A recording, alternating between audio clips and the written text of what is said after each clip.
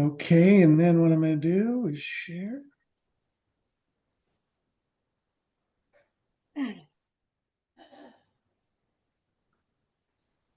And here's our opening.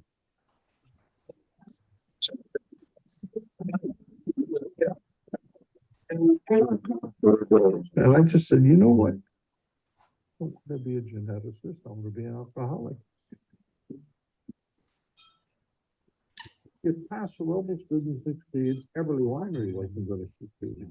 And we flew all over the United States promoting Paso Robles. Gary really had the vision to put Paso on the map. I mean, here's a guy that can literally go sell wine out of his place, get, a market or two, and then come back and talk to dinner. I mean, that's it. I show up and I go, hi, Mr. Eberle, I'm Tobin James. I'm here to work for you. He goes, who are you? Toby and I built Eberle. I hired him at Estrella. He worked over there as a rat. The Paso Appellation was the sixth in the U.S. when the food revolutions really hit. We were just poised for the perfect explosion. I was going to Penn State no matter what. Like, whose mentors are like Joe Paterno and Robert Mondavi? He never taught me a damn thing about making wine, but he taught me a whole lot about selling wine. I've got a spectacular winemaker in Chris Eberle. He's not here because he's Eberle. If his name was Muttalutz, I would still have him here. To this day, I have no idea why. I felt like the USS Arizona on December 7th. Several people said, man, you should sue them. You should go after them. No, I got my wine back. This is what I wanted. This is my life.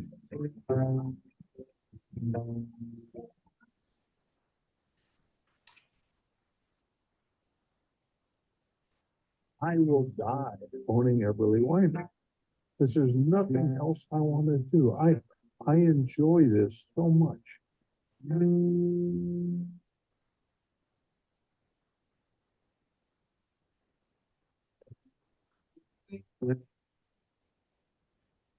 Bear with me a second. Sorry if the audio was off, and I'm not quite sure why it was. I apologize. Could anybody hear that? I can hear it. It was a little bit low, but we could hear it. It was there. Yeah, we could hear it. Yeah, apologize. I'm having some kind I got a speaker over here and it's not very loud. I'm trying to turn you guys up, but when I started it came full blast. So anyways, that was of course an introduction to a documentary from that was actually made in 2019 about Gary Eberle and his journey. Didn't really see the light of day until 2021, right, Gary, because of COVID. Mm-hmm. So you can go out and find that, I believe, on Vimeo, right, Gary? We will send a private link. We will send a private link. Oh, okay. All right, great. Yeah. So tonight we don't own it, so we have to be kind of careful. Yeah, I was kind of careful of sharing it because I wanted to talk to you about it first. But anyways, Jason and I had an opportunity to watch it. It's very compelling, and you learn so much about Paso Robles and the history of Paso, and you'll see many other names of note that have come through Eberle. By the way, I got to ask if you can make sure you mute your mics so we don't get any crosstalk. But anyway, so I highly recommend the documentary. It's very impressive. So tonight we have, as you know, Gary is the founder of Eberle Winery. He was their original winemaker. He's referred to as often as the godfather of Paso Robles. And I think the word icon does apply to Gary.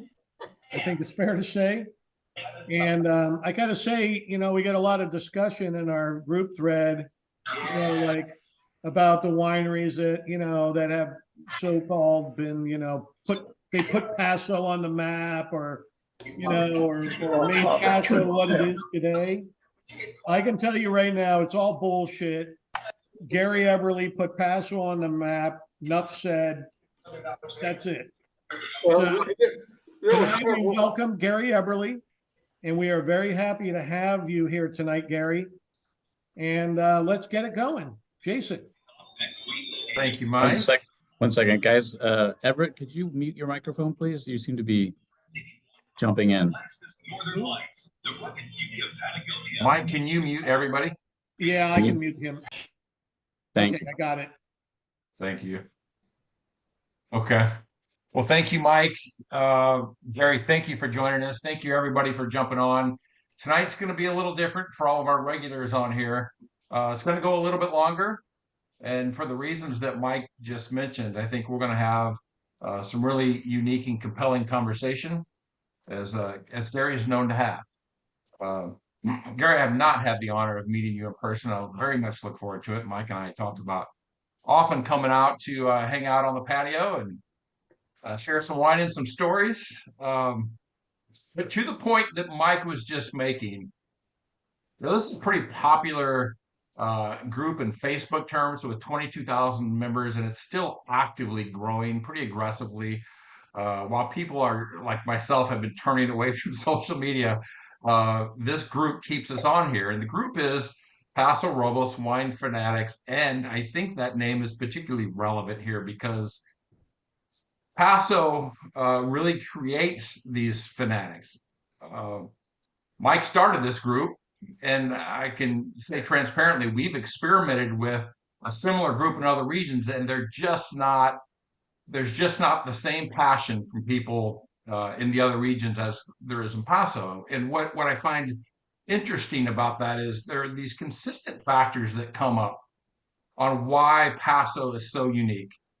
And my thesis here, that I'm going to spend the rest of the call asking for your help to prove, Gary, is that you are as responsible as any single individual for these unique and compelling characteristics that make Paso so special.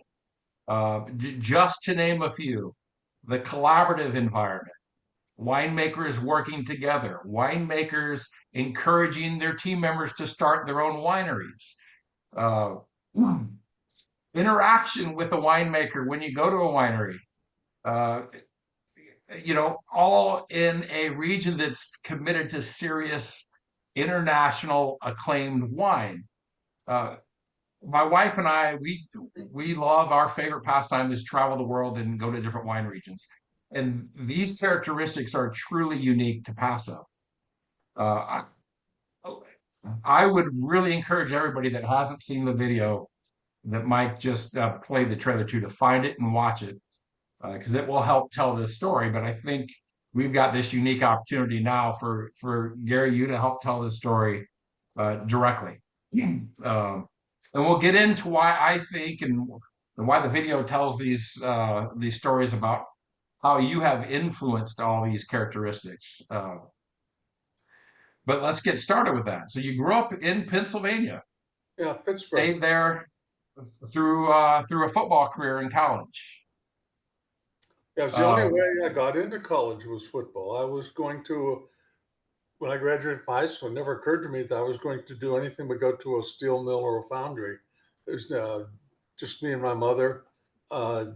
Certainly not enough money to go to college, but fortunately, I got big and fast and cute, and I'm also all of a sudden I'm a high school All-American. I get to pick where I wanted to go to school, and I wanted to play football for Joe Paterno.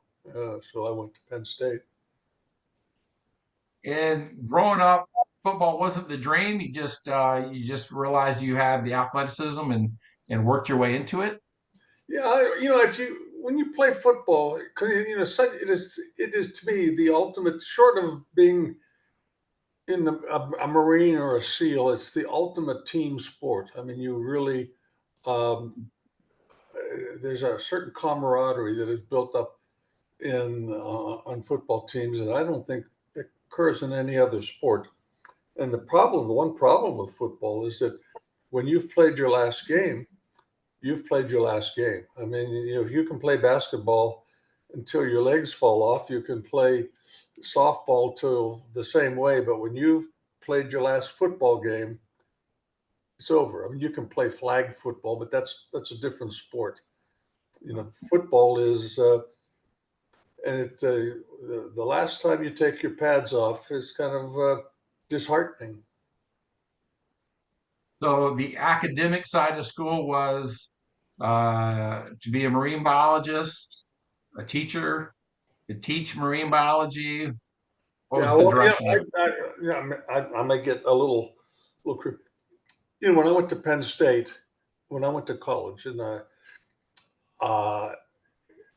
and I went there primarily because, I mean, I took recruiting trips all over the country, but I wanted to play for Joe Paterno. He had that charisma, and when I went to Penn State, you know, Joe wanted you went to Penn State to get an education, to develop yourself as a human being, a good human, to play football. And then anything after that was minimal. I went to Penn State to play football and get laid. I mean, I had no idea that I was going to even get to go to college. And when I went to college, I had no idea. And I remember sitting about the second week in school, you sit down with your counselor, and he says, "Okay, what college are you going to enter?" And I'm going, well, Penn State. He said, no, that's the university. You want to go into education, into biology, into business, into mineralogy or whatever. And I hadn't even thought about it. And he said, well, what do you want to do when you graduate? And I at 18, I hadn't even begun to think down the line. And I said, well, okay, the guy I really liked was my high school football coach. I said, I'm going to be a high school biology teacher because I loved critters.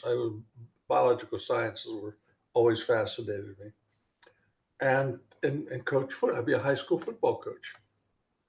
So I wound up getting my degree in secondary education as a biological science bi-site teacher.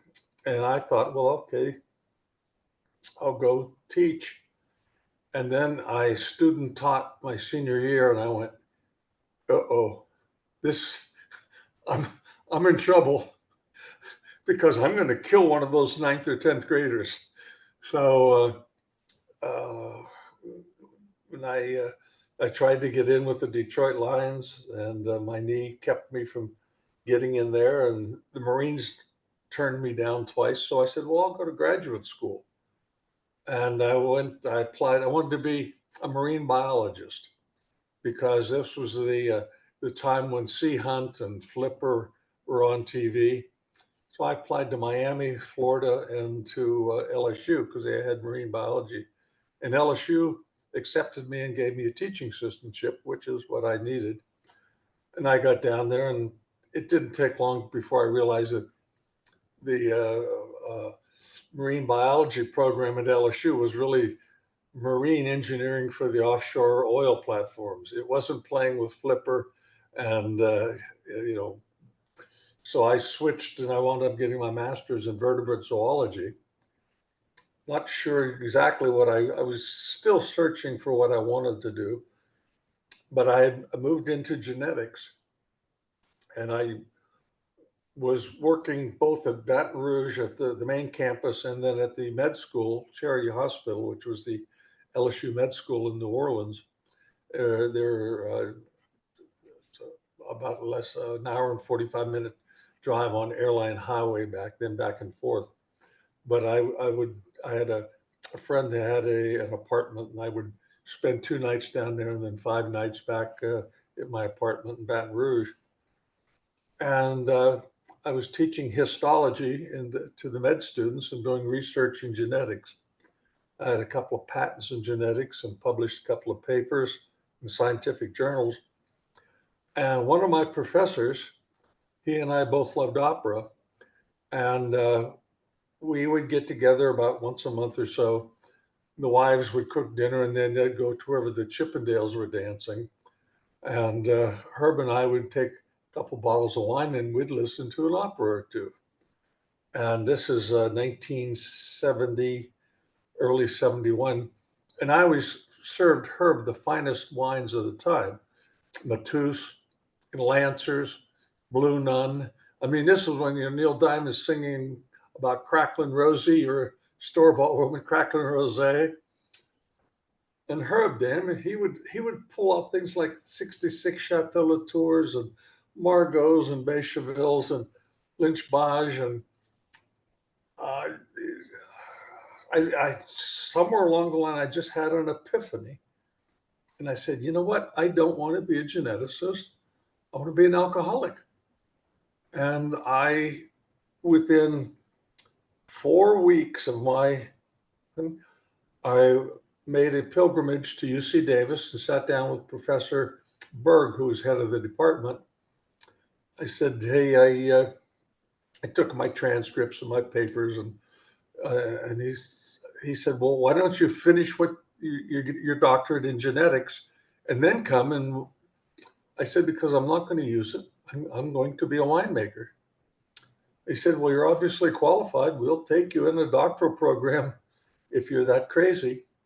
And in about 6 weeks, I was at UC Davis and went through a doctoral program, came out to Paso Robles in May of 73.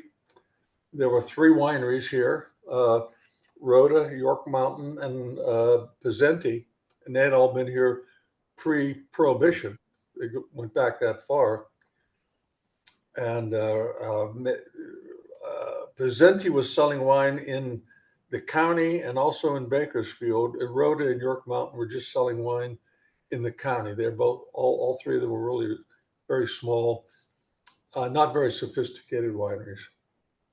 And 73, I got hired with the Estrella, which is now the largest winery in Paso Robles. It's owned by Treasury and Estates. They do the equivalent of about 6 million cases.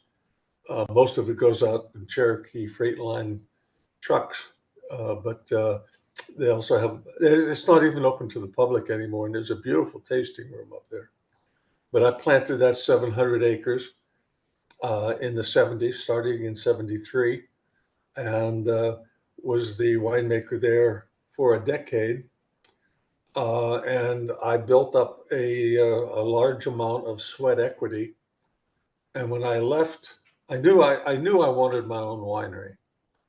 And I moved about 3 miles closer into Paso Robles. I'm inside the city limits, but just. And I said, instead of taking my money out, that I had about $163 in sweat equity over a decade. And actually, some of it was hard money, hard equity too, but most of it was sweat equity.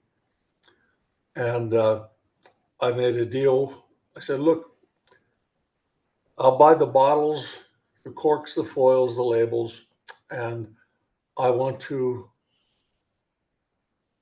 bottle the wines that I have made under my label. You tell me what you want. I have to pay you per case. And they came up with a price of $18 a case for Cabernet Chardonnay. And I didn't even have a winery. But It was the same price whether it was Cab or Chardonnay at the I time? say it was $18 a case, Chardonnay or Cabernet. Wow. And but then I was selling it because I'd had a decade to build up relationships with wholesalers, and people liked me for some odd reason. But a lot of these wholesalers took it on, and they were paying me $60 a case that I was for the wine I was buying for $18 a case. And I wound up with about almost $500,000 that got me 35.5% of the original partnership. I had 17 partners. I had 35.5%. And 17 property that we're on. partners. Yeah, and that's how Eberle got started. And when I Well- left, I took I gave Toby Shumrick his first job in the industry in 1980. He worked for me as a cellar rat. And, when I left, I mean, I could have taken anybody, but I took Toby, and Toby and I built Eberle. And we were the entire production crew for 7, 8 years. And we made his first two wines, his 77 and 78 Tobin James wine, so that when he opened his tasting room, he would have wine to sell. Because that's the way I did it. And I said, Toby, this is what you got to do. Toby wanted to have his own winery. In fact, I never had an assistant winemaker. I wouldn't have an assistant winemaker that didn't want to have his own winery. And every assistant winemaker I've had has always spun off. And What's your reason for that, Gary? Was that just you wanted them to have that kind of drive, or what was your thought there? yeah, it's drive, just the passion. People that recognize when you start in this industry, it takes a tremendous amount of dedication, and you're going to get beat up pretty good for about 10 years. You've got to be able to find a way to get that first 10 years under your belt where you're getting the label out in front of people, and the wine is good and you're getting some recognition. And I see a lot of people now in the industry that come into it, and they get into it, in my opinion, for the wrong reason. It's not, they're getting into it because it looks like a lot of fun. It looks glamorous, but they don't really understand the commitment you have to make to be successful in this industry. And but I wanted people that had the same kind of passion that I felt, Right. and that's where I went. So you mentioned when you got there, there were only three other wineries: Rhoda, York Mountain, and Zenti. Were they all making Zen? What were they producing at the time? Primarily Zen. There's a little bit of this and that. One of the wineries specialized in making ethyl acetate. We won't weren't making Syrah. No. Not yet.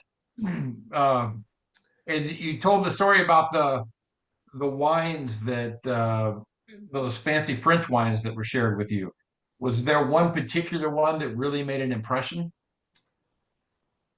I remember, a whole lot of them did, but I remember one time, and I don't even remember the vintage, but Herb brought out a bottle of Chateau Margaux, and boy, that was a wine that, to me, it just hit the palate just right.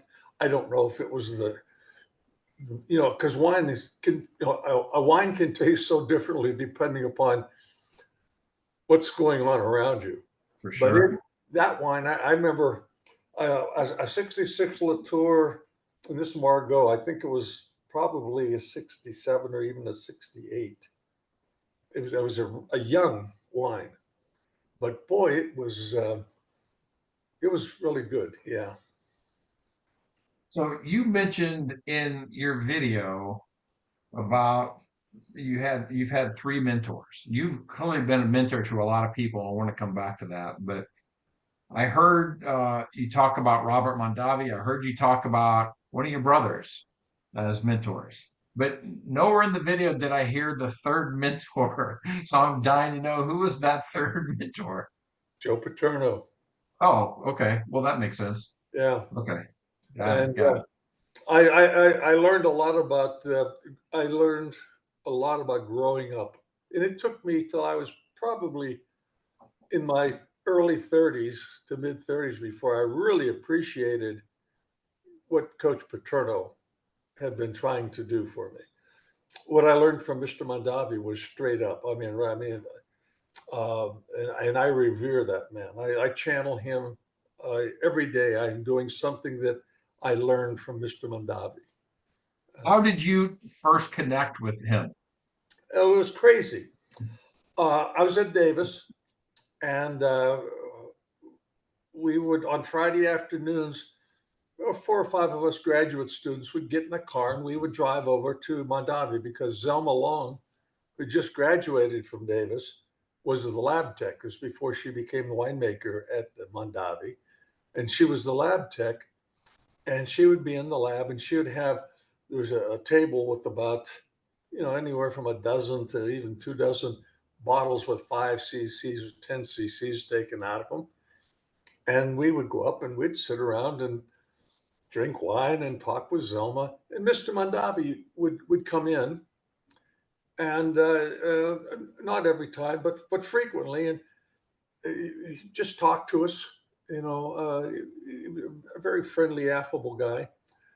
And maybe because I was the oldest, and I'm working on a doctorate as opposed to master's, but he just sort of, it never occurred to me that I could develop the kind of relationship that we did with him. He really picked me, and we became, I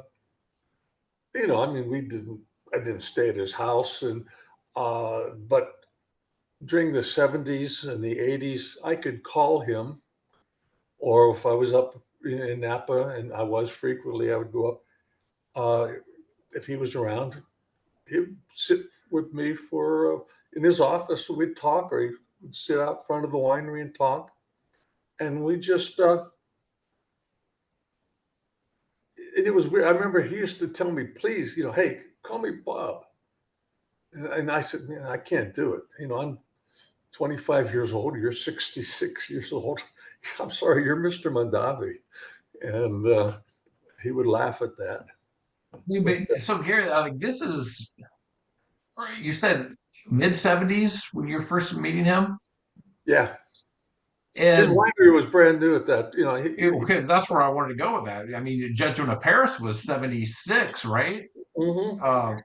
And so Napa's just really kind of getting on the map at this time too. Yeah, this is 70, late 71, 72, early 73. And what did you know of him at the time? I mean, because clearly now he's much more established, or I mean, at the time that you met him. Oh, geez. Even then, our industry, the premium industry, recognized him as and I mean, in the most complimentary sense. Hello? Yeah, somebody, Deborah. Yeah, there we go. Thank you, Deborah. Oh, okay. We It got was some sort of, background news.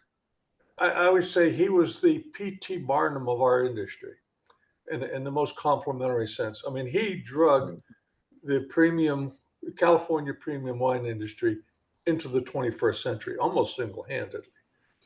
And even then, he'd been in the industry, at Krug and part of the Mondavi family.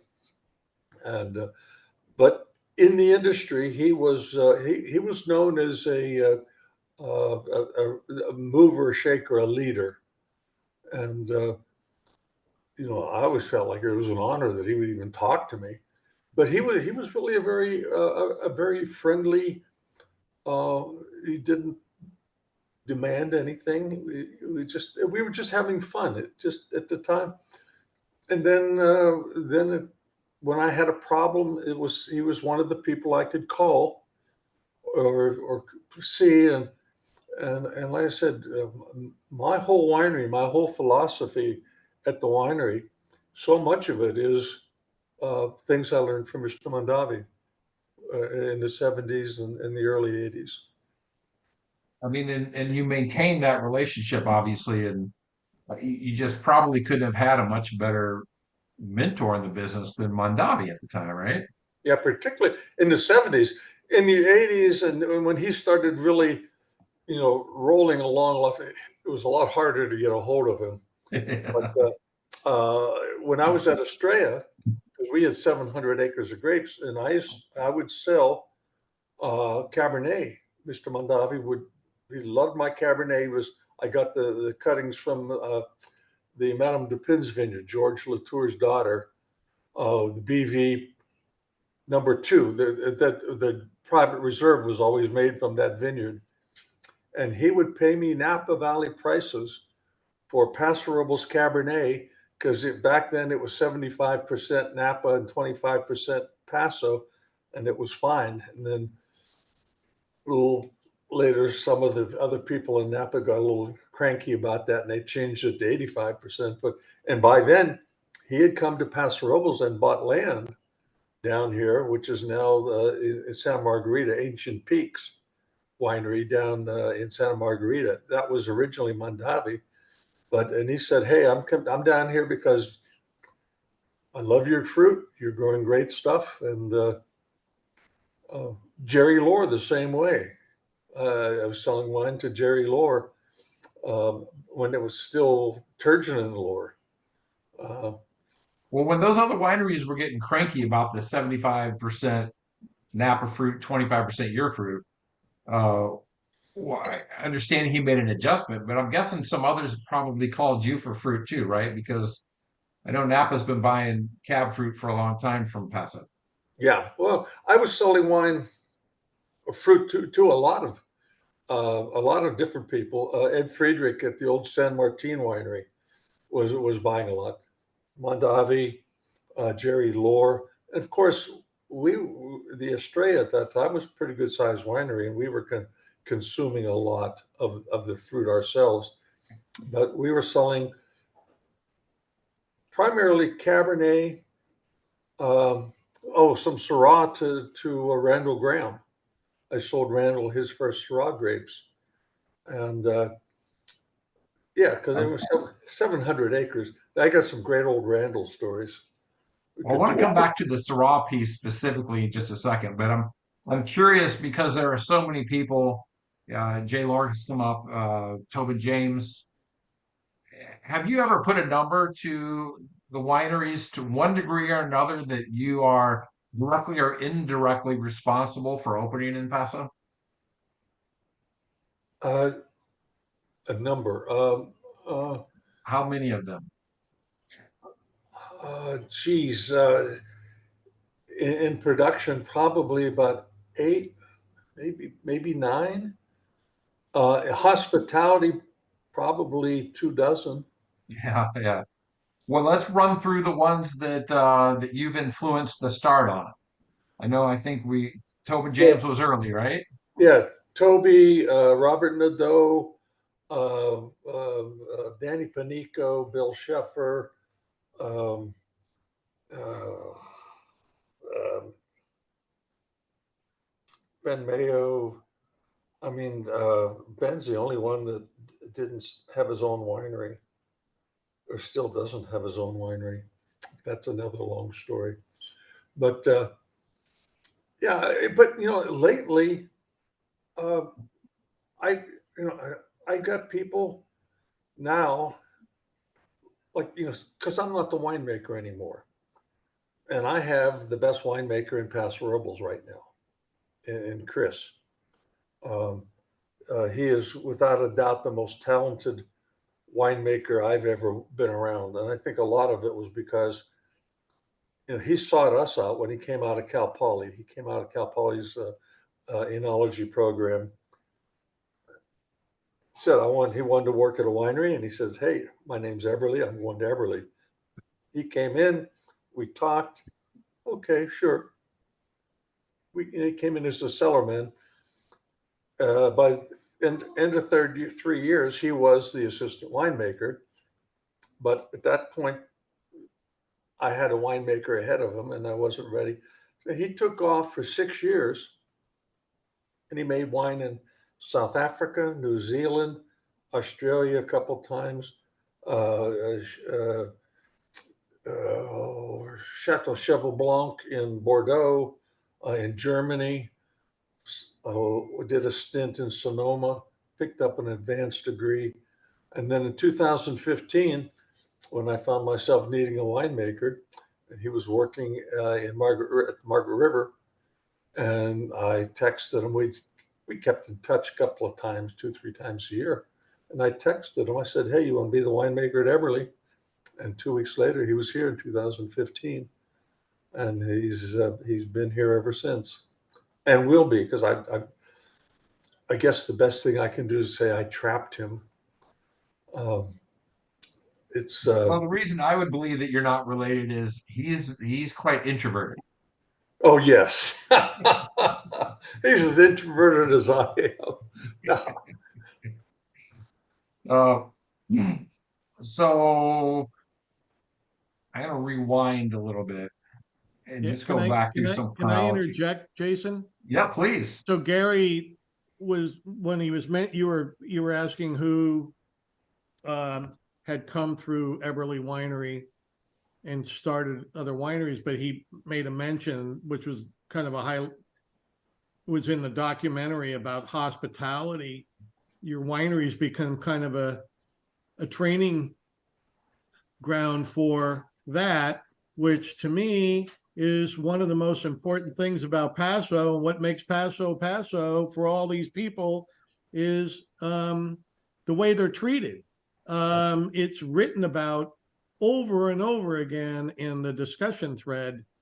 And to me, I've always said, and to other guests we've had on, that I go, we're not doing a virtual tasting here. We want to hear about your journey. And they go, ultimately, at the end of the day, is people buy from people they like.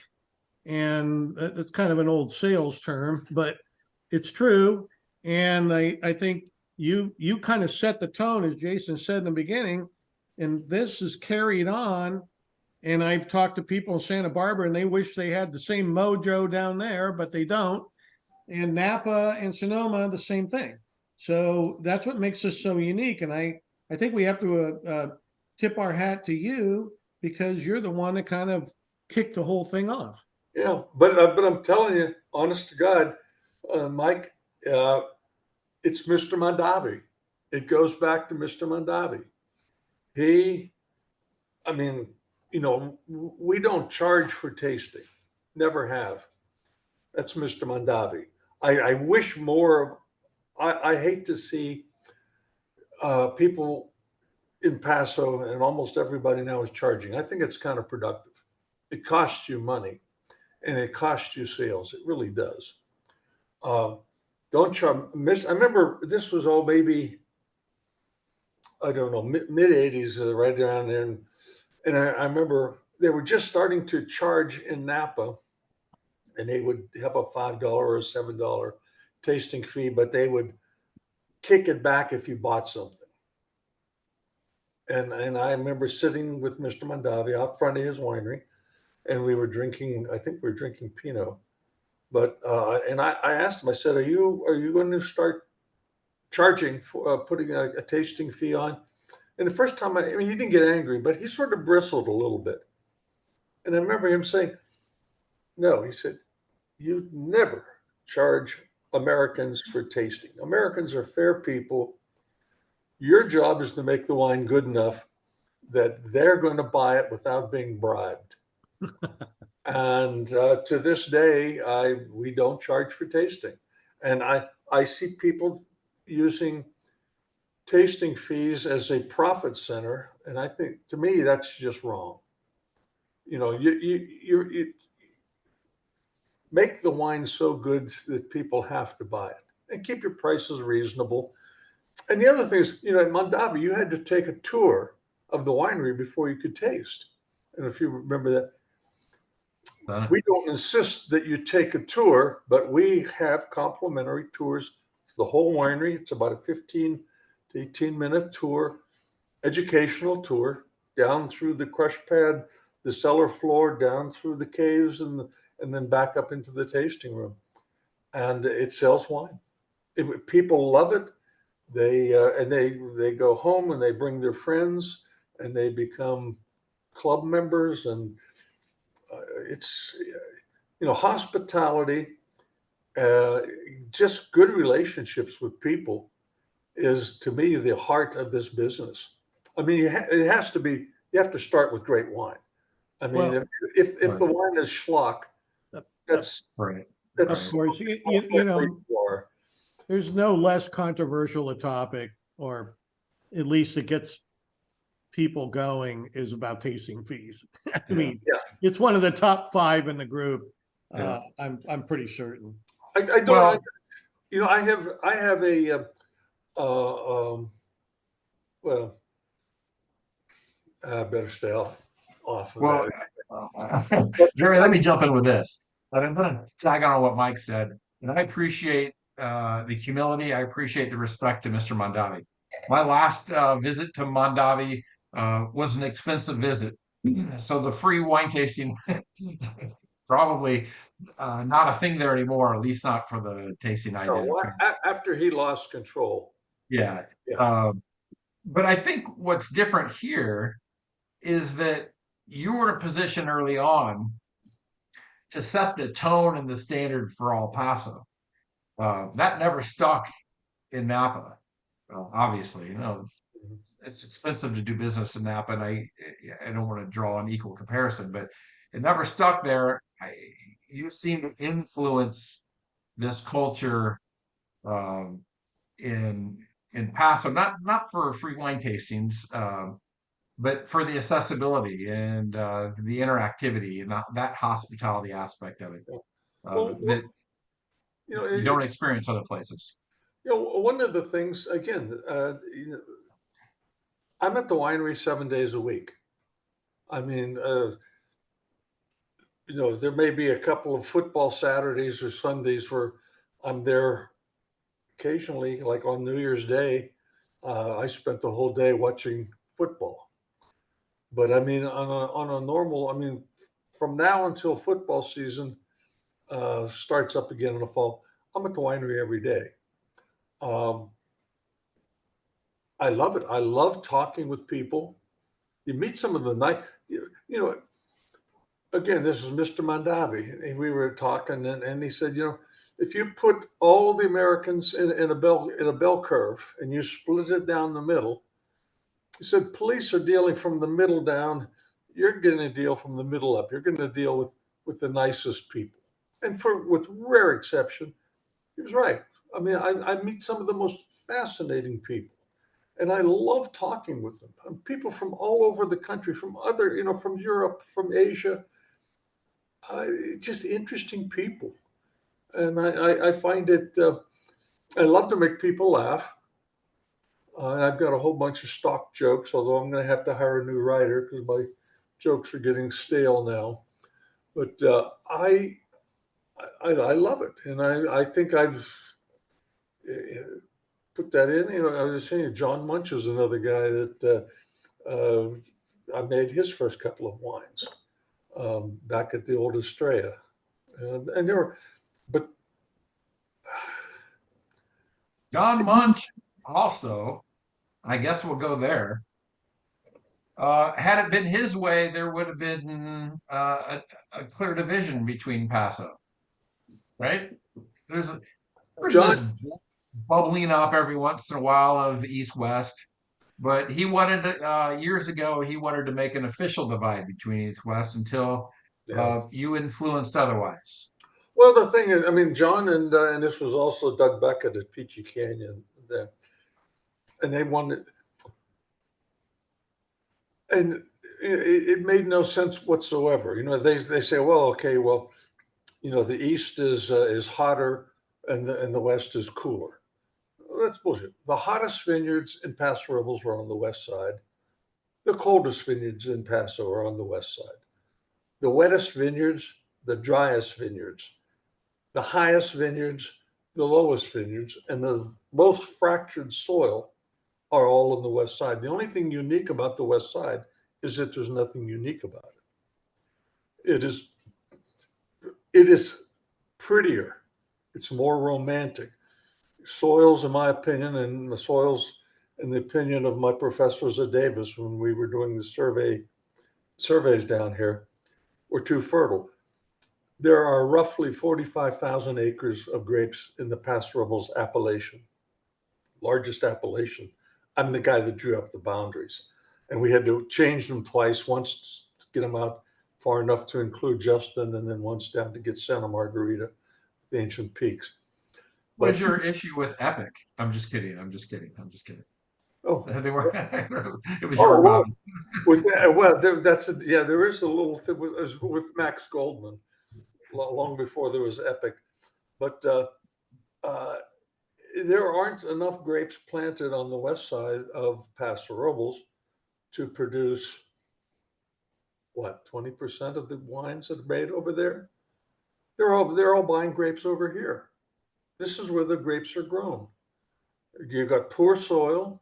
In fact, we don't have any topsoil. We've got 20 foot of subsoils, which is really, I mean, the Europeans have learned over the years, over the millennia, to plant your vegetables and your row crops and stuff down on the valley on the good, and you put your nuts and your vines up on the hillsides on the poorer soils because they go, a tomato plant goes down what 8-10 inches in the soil.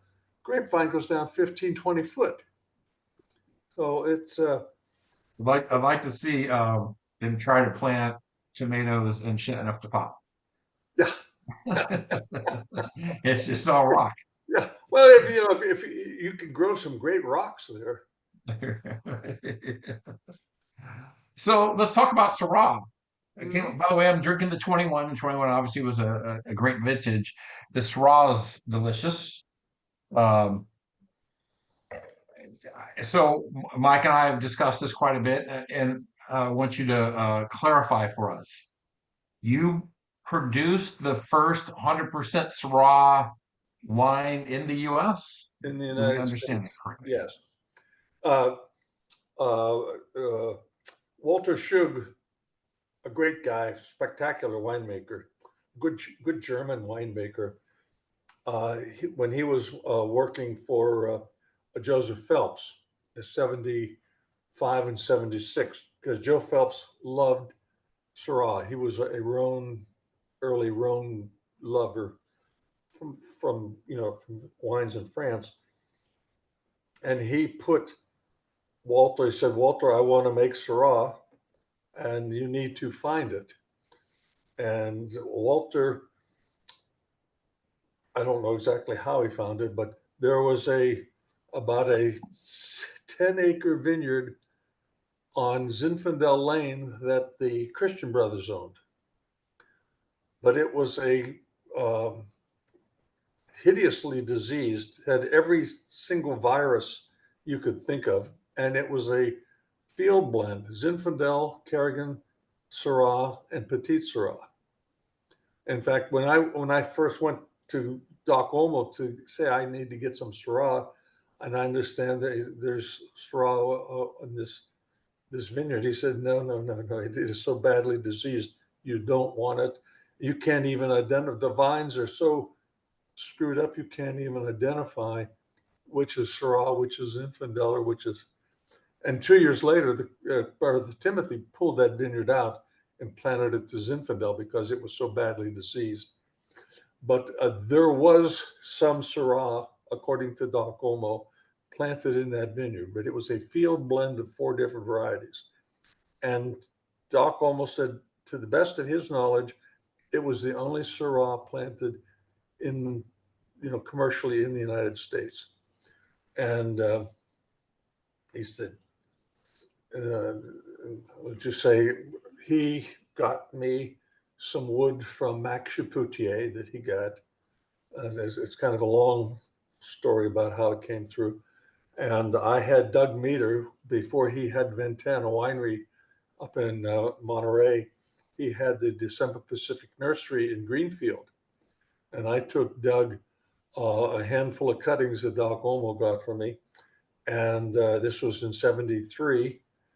And real quick for context for everybody, the cuttings from Chapoutier, this is Northern Rhone, the birthplace of Syrah, right? Mm-hmm.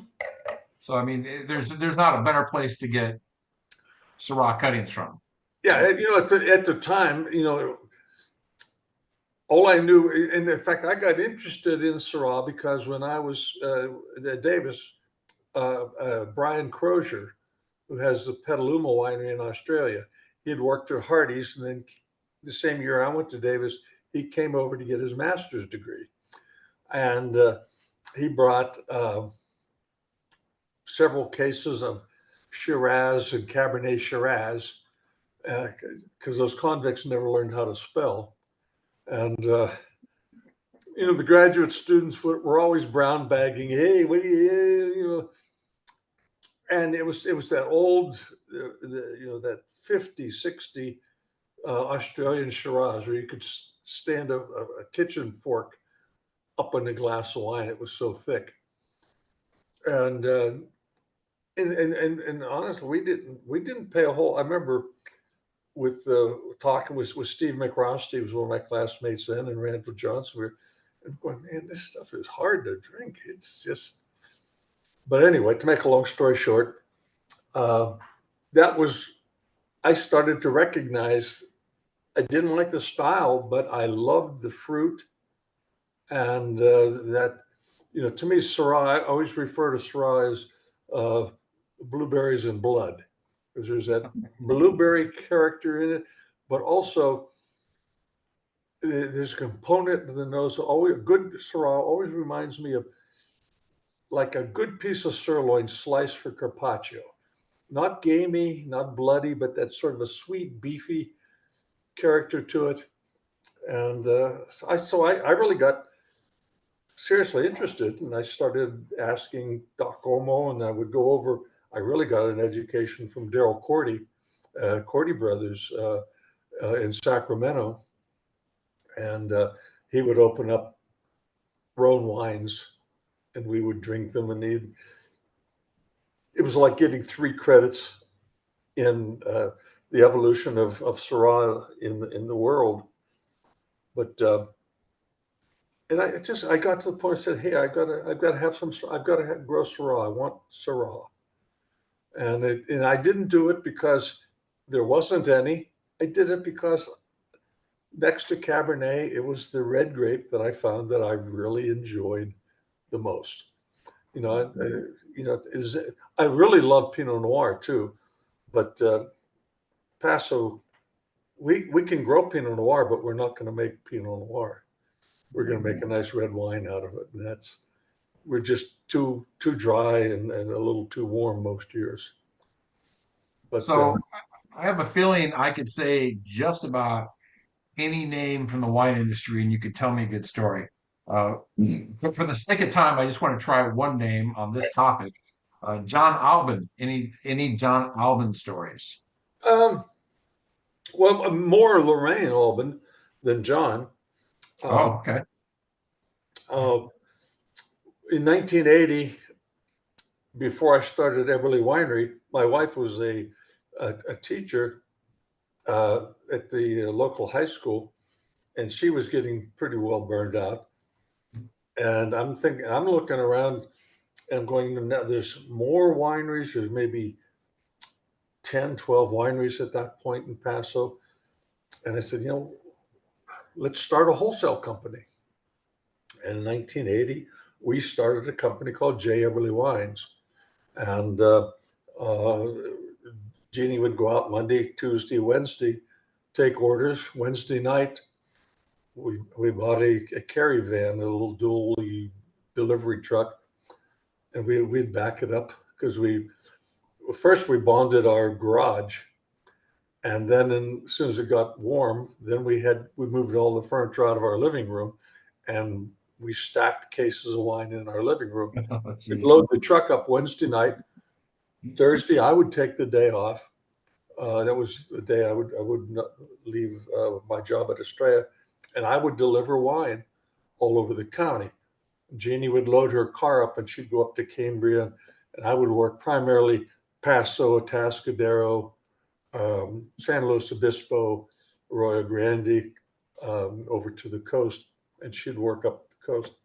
And then Friday, she'd go out and start taking orders again.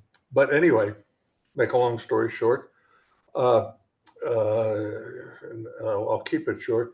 We hired Lorraine. Oh, wow. I'm trying to think what was her last name at that time. Irish. She's Irish. She was born in Ireland. Has that nice little Irish brogue. Very pretty girl. And she worked for us. It was Jay Eberle. And then as she became more and more important sales manager, hardworking guy. They changed the name from J. Eberle Wines to J&L Wines. Jeannie and Lorraine, very easy. And then now at this point, I'm out of the picture completely. And my ex-wife decides to retire, and she sells it to John and Lorraine. Wow. So it's still J&L Wines, but instead of Jeannie and Lorraine, it's John and Lorraine. Wow. And I know John, and it's hard not to. In the industry, we're pretty close. But he's a I don't want to say a hermit, but he's pretty reclusive. Yeah. He doesn't get out a whole lot. Makes some damn good wines. Yeah. Anyway, that's really how I know John, because he married Lorraine. And one of his flagship wines is still named after her. One of his Yeah. flagship Syrahs, I should say. Yeah. So I did ask you this earlier. I rarely see a photo of you or a video without a wine glass in your hand. But do you have a favorite adult beverage that's not wine? Oh boy. I can honestly say in at least a decade since I've had even a social beer. I'm not much on carbonated beverages, never have been. When I was doing cruises, I've done 50 cruises as a wine lecturer, and you get boat drinks, an occasional martini, a gin and tonic if you're sitting outside and it's warm. But there's two spirits that I really enjoy, and that's just straight up Middleton Irish whiskey. I really like it. It's got that real kind of a pear nose to it, and I really like it. And I like a good VS cognac. Oh, Not a lot, but a little bit. Yeah. got But it. Nice. I guarantee you, in a year, I don't drink the equivalent of one bottle of spirits. Yeah. But I do drink, I'd say it's rare that I would go a day without drinking 2 bottles of wine. Well, as you look back on this iconic career, what would you say has been the most challenging part of the business of the wine of being in the wine business? Well, I think the hardest part was, uh, I get a lot of credit for promoting Paso. Yeah. And I've said this many, many times. For Eberle Winery to succeed, Paso Robles had to succeed. It was a chicken or the egg type situation. I would go out in the market and I'd say to the people, "Where are you from?" "Well, Paso Robles." "Oh no, is that in Texas? Or is that in Baja California?" Right. Paso Robles now is recognized worldwide as a premier. But when I started, nobody knew Paso Robles at all. And the first 20 years of my career in Paso was really getting Paso out. There were, and it wasn't just me. There were guys like Tom Martin, who had Martin Brothers Winery, one of the smartest people I've ever known. And unfortunately, he's passed. Herman Schwartz, the same way. Vic Roberts, who has Victor Hugo Winery, Victor Hugo Roberts, spectacular winemaker, makes wonderful wines. But Vic has one glaring fault. I mean, he has no ego. He just is one of the nicest people, but he doesn't get out in front. He doesn't want to, he just wants to make great wine. And you've got to, I said, build a better mousetrap in the world will be the path to your door, but advertising helps. You got to have that part of you. And again, that's what I learned from Mr. Mondavi, and I learned a lot of it from Tom Martin too. But Well, and I'm just gonna reiterate this. It was mentioned in that video at the very beginning, but I know that it was hard to hear for some. But the very first Paso wine with the Paso appellation was your 1980 cab, yeah, right? And then the part that we haven't talked about, and for those that haven't seen the video yet, uh, early on, when we talk about literally putting Paso on the map, you decide, well, maybe I should get a pilot's license so I can start flying this stuff around because driving it across country is not feasible. So you go get a pilot's license, you get a plane, and you start flying across the country, not only selling your wine, but essentially putting Paso on the map, literally, right? yeah. I tell you what. I mean, there are a lot of things that made me successful, but one of the most dominant, besides Mr. Mondavi and my desire to make spectacular wines, was the airplane.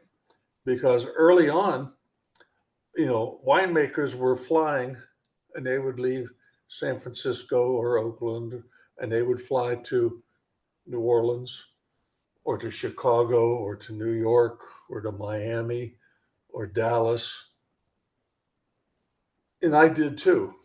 But I also, because it didn't cost me a dime more, in fact, it was cheaper, because if I went to Texas, I would hit Houston and Dallas, but I would hit Midland and Odessa, and I'd go to Shreveport and Baton Rouge in Louisiana, and Savannah and Atlanta in Georgia, and Tampa and Orlando before it blew up, and Jacksonville.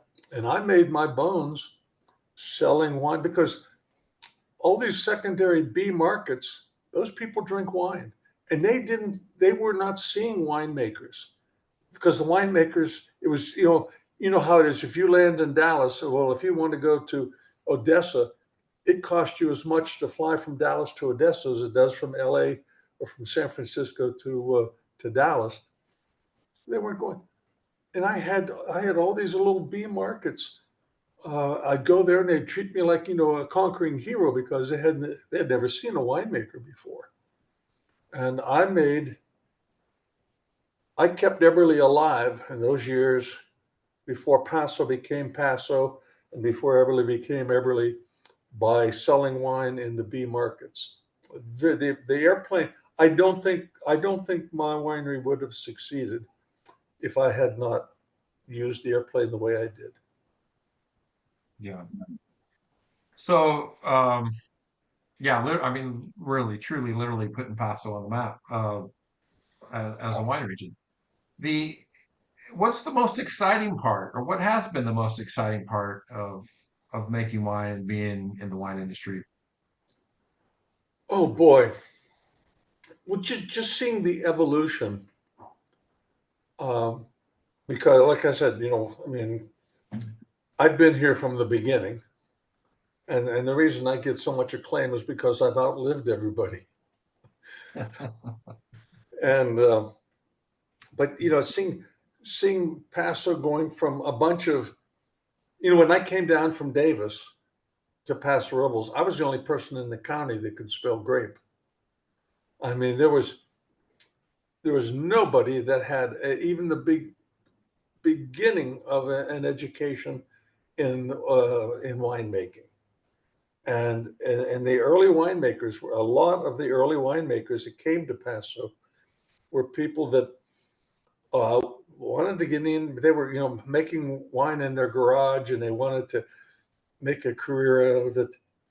And they really, God, I mean, I had the best one at Estrella. I had a lab, probably still the best wine lab in the county, because my background was science. I mean, I could do anything.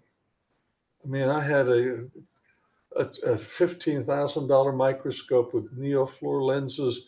We could do biological. I had gas, oxygen, nitrogen, and gas piped into the lab, So we, just like a real commercial laboratory, incubators, centrifuges, and I was doing a lot of lab work because there was no laboratory. If you had something you needed an answer on a particular problem, you had to ship it up to Scott Labs, and it was 2 days getting up there. Then they looked at it, and you wouldn't know for a week. A lot of the guys would bring wine samples over. Hey, can you give me what's the VA on this? And I'd run a volatile acidity on it, or what's the alcohol? I'd run the alcohol. And no charge. I mean, it was just, these were friends, and I was doing the lab work, on my own wine, so it was no big problem. My office up there was right next to the lab, and we went from guys that really didn't know a whole lot about what they were doing winemaking wise to now. I would say you've got 200 or more really trained enologists in Paso Robles making wine, and it's pretty easy to taste the wines and know who they are and who they aren't. And plus, and now then there's a couple of wine labs in Paso Robles where guys can take wine to them and they'll do this stuff. I still think the labs I did up at the old Estrella is probably unrivaled in the county. Wow. But yeah, it's just watching the progression from a wheelbarrow to, we haven't gotten to a Ferrari yet, but we're getting close. Yeah. We're getting Yeah, close. we've certainly seen it all. Gary, one of the popular segments of these calls is where we ask our guests for a pro tip or Mhm. pro tips. Any suggestions you have that might help people, experience or consume wine better? Maybe how they store it, maybe how they actually drink it, or anything in between. Maybe where they buy it, how they buy it. Any pro tips at all that you could share with the group? Oh, geez. I still say, you go around and, find wines that just, because everybody's taste buds are so different. Everybody's likes and dislikes are so different. Find a winery, find a winemaker that it makes a wine that is pleasing to you, and follow their career. Um, it just, but also, to recognize that wine is, it's a social beverage. Wine makes social gatherings more fun. I think more of the alcoholic beverages, I think it is the one that is least conducive to creating disharmony Yeah. than others. Wine makes food taste better. Wine frequently makes mother-in-laws more palatable. It's just, it's the whole hospitality. Recognize that it's just a bottle of wine, and it's meant to be. It's something you consume with friends, um, and it's something that a good winemaker is going to be passionate about it. Find somebody that just absolutely loves making wine, and I'm not the winemaker anymore. I can't. I'm 2 months away from 80, and I can't climb the ladders carrying 5-gallon buckets of starter and dragging 50-foot hoses around. I just can't do that anymore, especially with my knees the way they are. When is your birthday? March March. March That's- 30. that's Yeah, March 30, March 30th? 31st. 31st, March Yeah. 31st. And there's gonna be a bit of a party here. Not that I'm putting it on, and I've tried this. I'm telling, don't. I've got one request. I said I've got an Imperial of 77 and an Imperial of 78 Estrella cab that I know are still good, that aged in my cellar under my house. And I said, we are going to open them on my 80th Wow. birthday. Wow, how cool. Yeah, come on over. All right. Call Sue here and she'll tell you when and where, or it'll be that's- here. It'll be here. That sounds fun. Gary, I want to give this next segment to you to talk to the group about your wine club or anything about the business that you might want to share with them. And then if you're okay with it, it looks like we got quite a few questions queued up in the chat group. But Well, why don't we just go right to the questions? okay, That's the easiest thing for me. let's do that. I don't know if everybody knows how to raise their hand, do they? With on Yeah, Zoom? if anybody that wants to just ask a question to Mike's point, go ahead and hit the raise your hand feature. And Or then you just can ask. unmute yourself and jump in. So while we're waiting for that, Dave wanted to thank you for your service, your military service. Back in the 70s, why did you choose Paso? Kathy asked. That's a good question. Yeah. Oh, well, when I was very fortunate when I was at Davis, my I was an enology primary with the viticulture minor, and so I had 4 enologists on my committee and 1 viticulturist.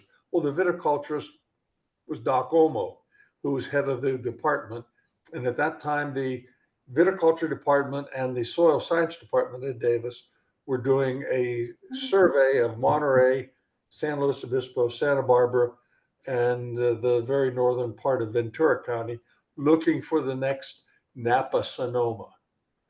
And I was Doc Olmo and Doc Alley, the 2 of them, the Sherpa. I carried the mattock and the shovel and the backpack full of soil samples. And we traveled up and down the Central Coast on multiple trips, taking soil samples. And we spent, after the first couple of weeks, we spent most of our time in Paso because they said, hey, this is it. And this is where it's going to be.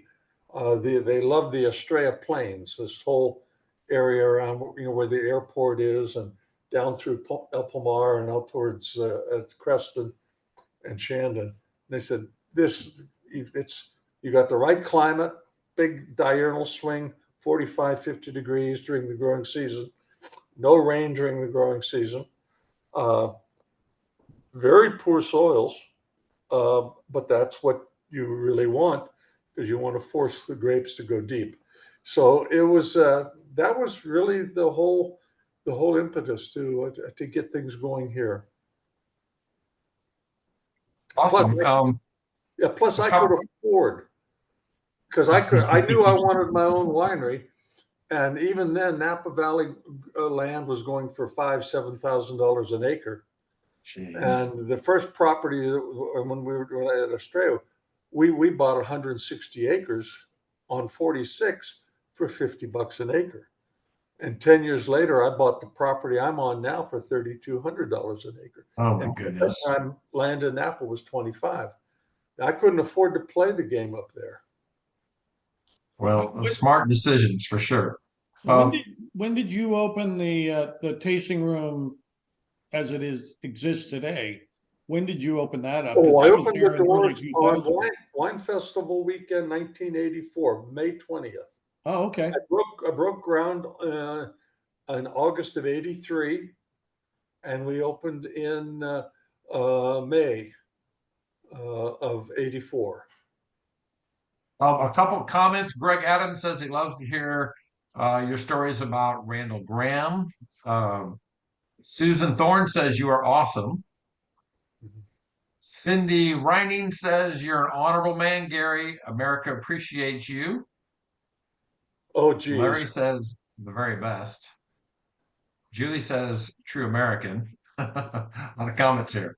So here's awesome. Don't have a name there. Somebody's saying to ask you about roller coasters. Is there a interesting story on roller coasters?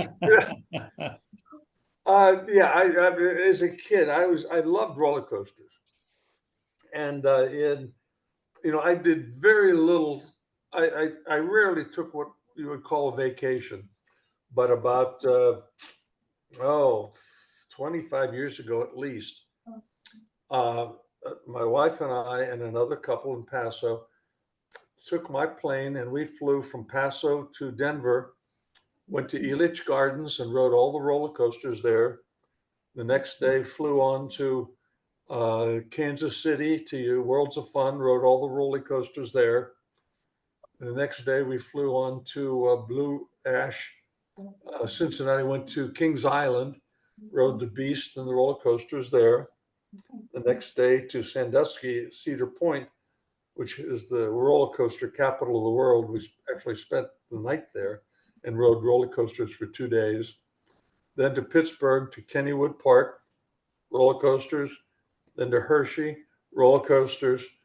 Back to St. Louis, roller coasters, and then back to Paso. We rode 53 roller coasters and nothing else except one train ride at Worlds of Fun. But all we did was ride the roller coaster. But every night we would go to a restaurant that I was aware of, and we would go and wave the flag and drink some Eberle wine, and went around the country riding roller coasters and drinking Eberle wine. I mean, it begs the question, what's the best roller coaster you were on? The best wooden roller coaster, I like the Beast at Kings Island. I think it's still the longest wooden roller coaster in the world. And the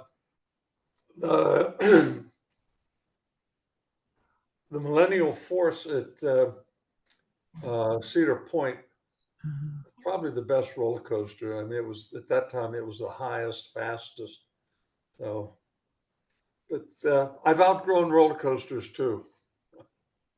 Hey, Gary, we got a question from Lara and Patrick. Go ahead. Go ahead. Okay, Gary. I have to ask you this as a fellow pilot. So what were you flying all over the country back in the 70s and 80s? Well, I started with a 180 Comanche, kept it for long enough to recognize that wasn't going to do it. Didn't even have a wing leveler. A 260B. Okay. With the whole DI system was a heated pitot tube. So, and I needed something more reliable. I went to a Cessna 340. You went to a 340? Yeah. Okay, I'm jealous. Yeah. I don't get jealous. That's one of my dream planes. Pressurized, I mean, 500. It is the fastest of the piston Cessnas. It is, and it's got a 30,000-foot service ceiling. Yep. But it doesn't like to go above about 26, 27. You get above 27,000 in that plane and you're going up 200 foot a minute, very slow. But and you can carry what, 20 cases in that plane easy with you and full fuel, easy. Yeah. Fast, slick, nice sixth place. Most of the time I was flying just myself or one other person. Yep. And then you could get into almost any place. It was a very, very good. And when I sold it in the middle of COVID, because I'm done traveling, I have just shy of 7,100 hours. Aviation time. Wow. I'm hoping to do as good as you someday. Yeah, well, I mean, I guarantee you, I crossed the Mississippi at least 5 times a year, at least 15 times in a row, year after year after year, going to Miami, New York, Boston, Chicago, New Orleans. Boom. See, we got to buy a 340. We need to buy a winery first so we can write it off. Well, the nice thing about the 340 too, it's pressurized. You don't have to. And air conditioned. The biggest thing is air conditioning. Oh yes, air conditioning, and it's very comfortable, very comfortable. Yeah, we fly a little 182 non-air conditioned, and she complains every time it gets above 90 degrees, which is gets every us day. up what and I down to call Paso the just airplane. fine. Thank Okay, you. thanks. Hey, we have a question from Dave Phillips, Gary. Go ahead, Dave.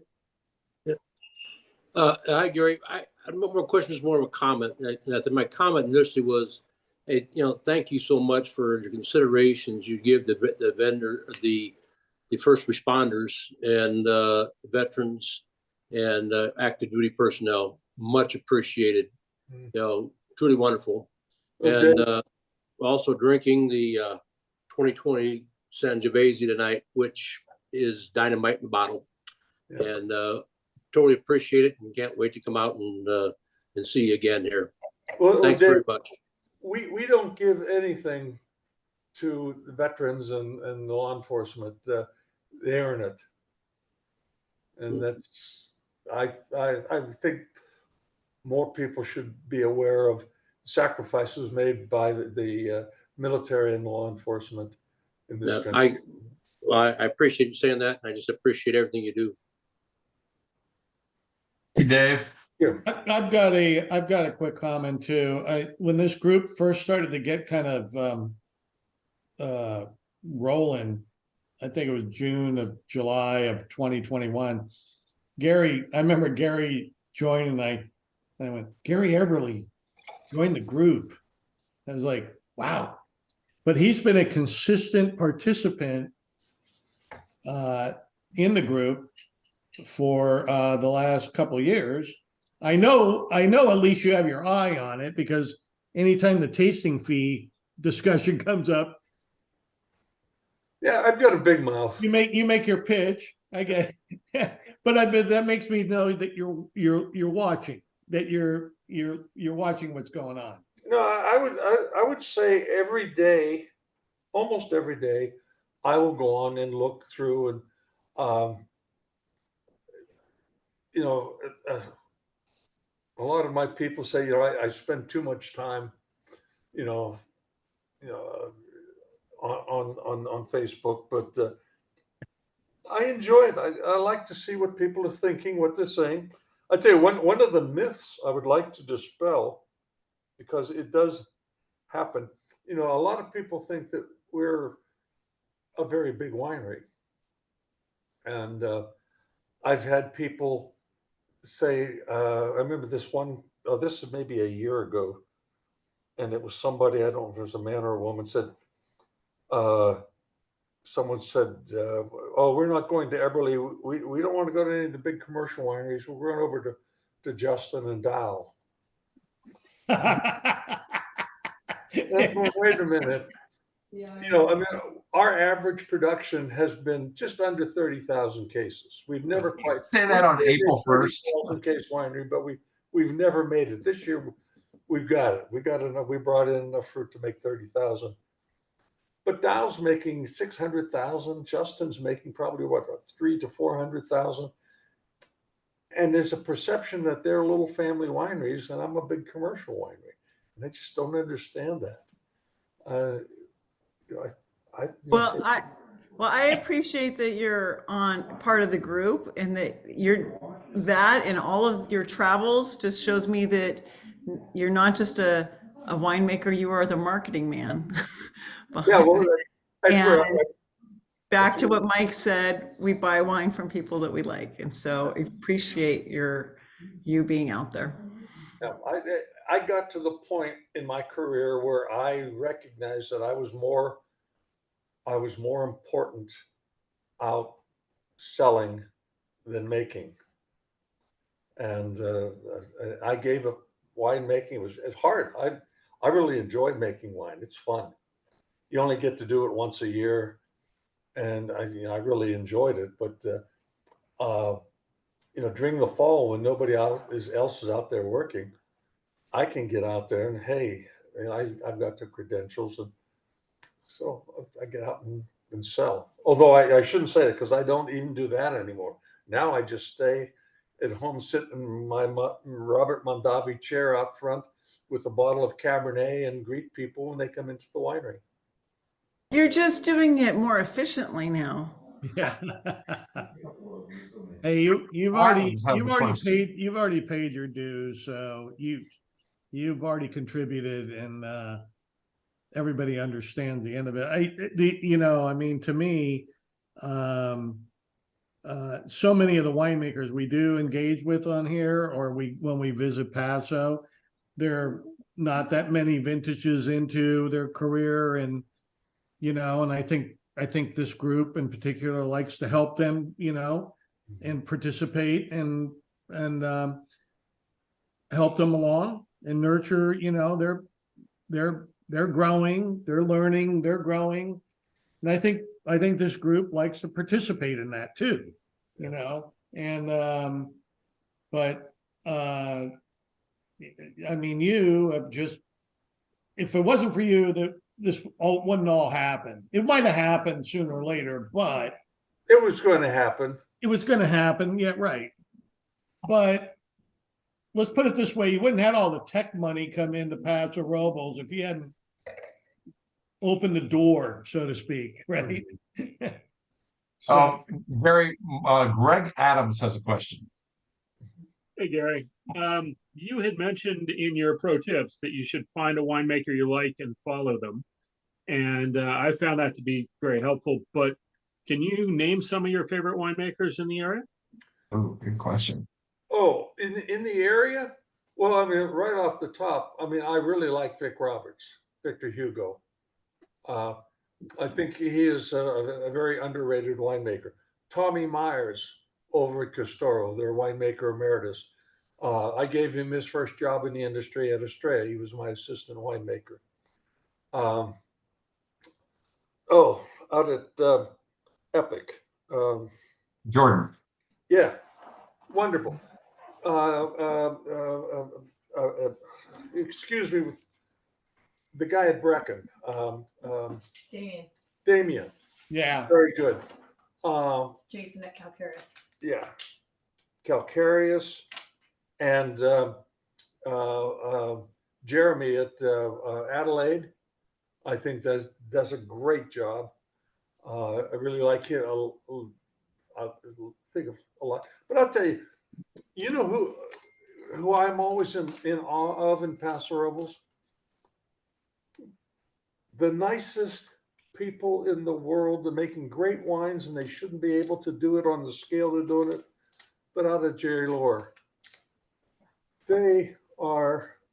I mean, they take my breath away. To be able to make wine on the scale that they're doing it, and having the quality that comes out of those wineries, it just I'm sure I couldn't do it. And plus, the Lohr family are the nicest people you're ever going to meet.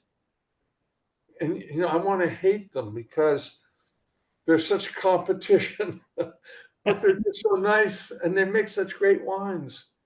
But we've got a lot. I'm sure I'm leaving some people out, but the two boys over at Peachy Canyon, Josh and Jake. And Joe Barton at Grey Wolf. I mean, they're just some great winemakers in Paso now. Well, just so the group knows, Jordan's going to join us in November, and Next year. And Josh Oh, Beckett will be here in July. Josh Beckett, right? So, yeah, it was hell of a winemaker, really good, and yes, very good. who else has some questions? Anybody else?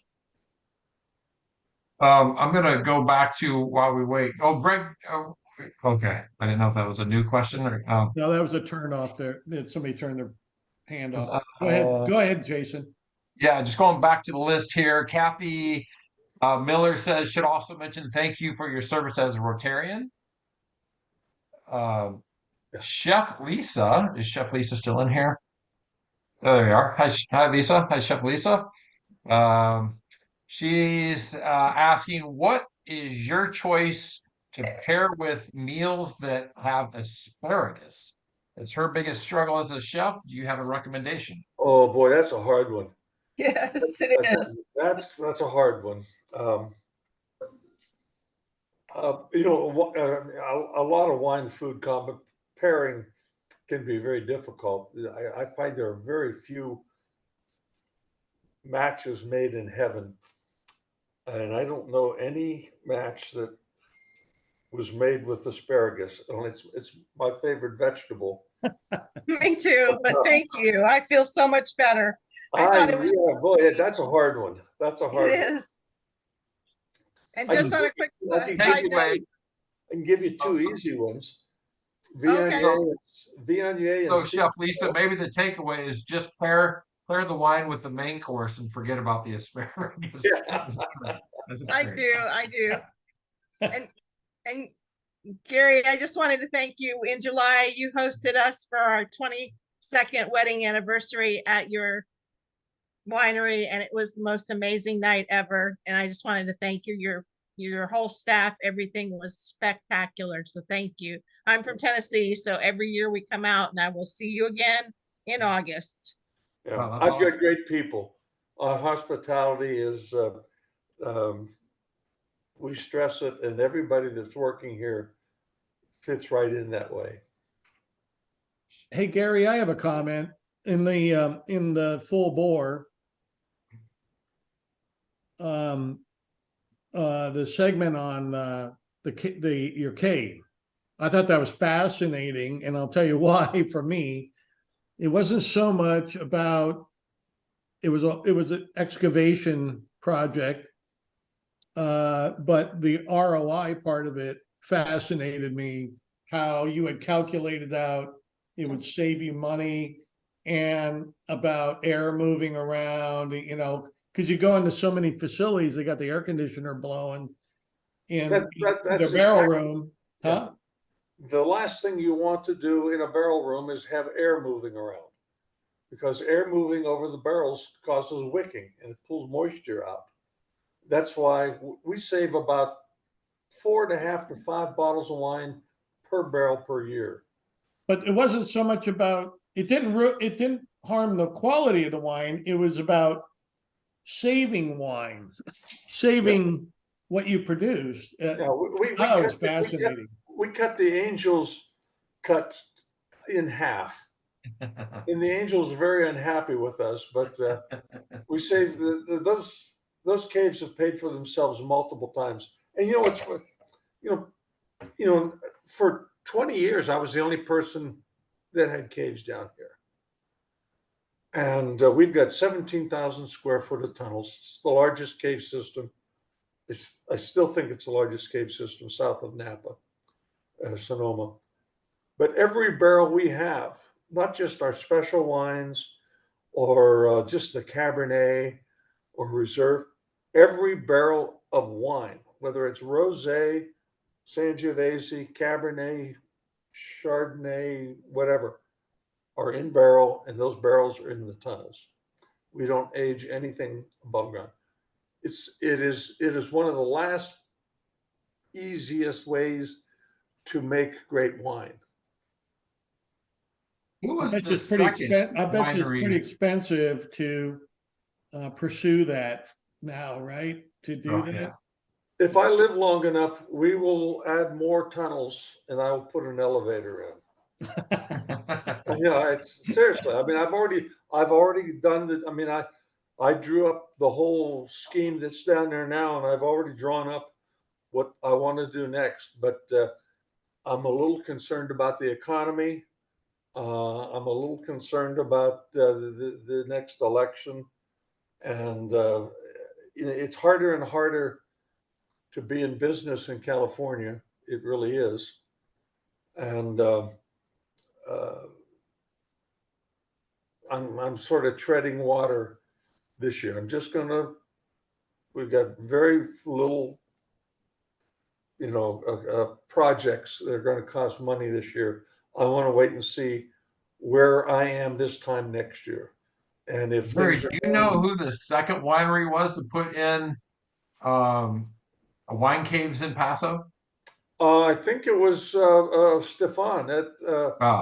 He put the cave in, yeah. Yeah, but I thought that was But relatively that was only a recent. few years ago, right, Gary? Yeah. And, or no, or maybe it was Justin. Yeah. Okay. Yeah, he was before. Yeah.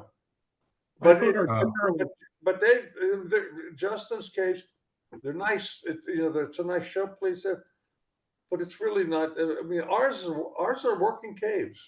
Yeah. I mean, like I said, every barrel we own is down there. I was just saying that my wife and I have probably been in a dozen caves, most of them up in Northern California. That was the first time I'd heard somebody explain the benefit, Oh, really from a business perspective. Somebody has a question. Do you have a question? Somebody, it says iPad 2022. Do you have a question? No? I think she's working the controls on her thing. Oh, I gotcha. I see Yeah. her waving. I'm sorry. Yeah, No problem. that's okay. Hey, Thomas Smart is asking, what's the story on the board? Oh, Eberle is a farmer German, a Schwaben name from southwestern Germany, northwestern Switzerland. And the wild boar in Schwaben is an Eber, E-B-E-R. And the L-E on the end of Schwaben words are affectionate diminutives. My name translates as the young boar, the son of the boar, the little boar. That's it. So did you would you grow up in a German American part of Pennsylvania? Yeah, well, I mean, my mother was born in Poland, and my grandparents on my father's side in Germany. So I'm half Polish, half German. I want to conquer the world, but I can't remember why.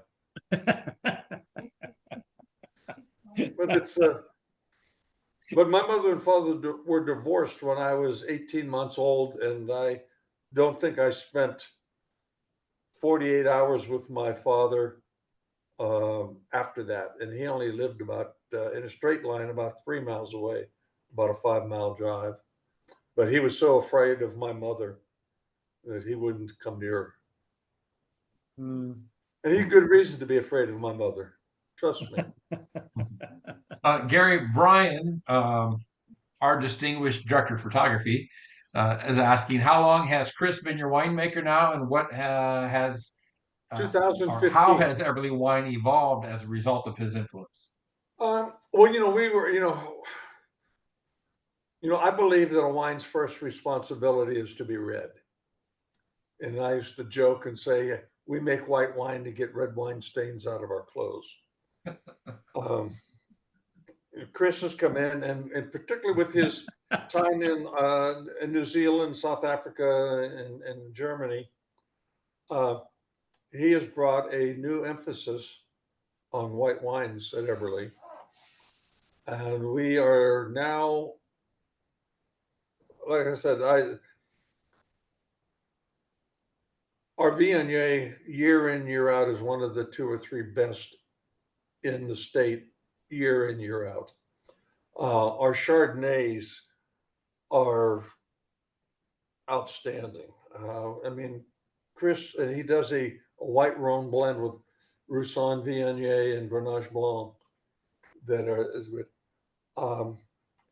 it's hard for me to, with a straight face, say, hey, we're a red wine house, because I think our whites are every bit as good as our reds. Even though I don't drink much of our whites, I still am a red wine. I'm a Cabernet drinker. I've never gotten tired of Cabernet. Cabernet, I also love Pinot, but like I said, I've tried. I can grow Pinot in Paso. I just can't make Pinot Noir in Paso. I can make red wine, but not Pinot Noir. But if the weather keeps getting cooler on the Central Coast the way it has been, maybe in five years we'll put in 10 acres of Pinot, and we'll start making Pinot too. Because as the world is heating up, this area of California has been, last year was the coldest year, not winter, I have experienced in Paso Robles in 50 years, without a doubt. And I mean, not just by feeling it, but by looking at records. And yet, in some places in the U.S. and then other places around the world, it was a very warm year. iPad 2022. We don't know your name. You want to unmute and share your name, or just put it in the chat? I'll ask her question. I just want to reference you accurately. She's asking, "Where's Bill Schuffner now? He made an amazing Chardonnay for you." Yeah, Bill is he is one of the real journeymen. Why he's now pretty much settled down, but Bill was a big fan. He wasn't the world's best winemaker, but he was damn good. But he did what Chris did, and he still does it. He would go back and forth across the equator and consult. And I think right now he's at Halter Ranch. Gosh, I've lost track. I'm not sure. I don't. And but he goes to South America, to Australia, to France. I mean, he's just making wine. He's probably got 20, 30 different wineries that he has worked for. And although he's getting old, he's getting to that point where he doesn't want to travel. Hi, Cindy. Hey, Gary. How you doing?